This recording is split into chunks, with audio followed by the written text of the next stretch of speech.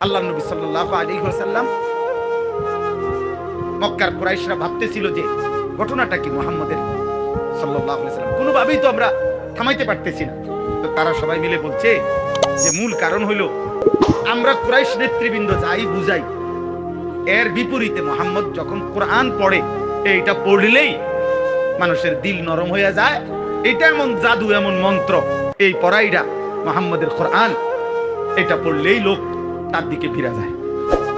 আমরা সব বুঝারই মাঠে মারা যায়।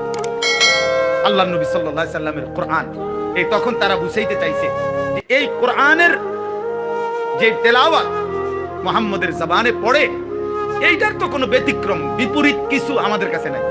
আমরার কথা দিয়ে তো এটা হয় না, এর বিপরীতে আমাদের কথা টেকে না। তো তারা নির্ধারণ করছে যে এই কোরআনের আওয়াজ, কোরআনের তিলাওয়াত, কোরআনের সুর, এটাই মূল কারণ।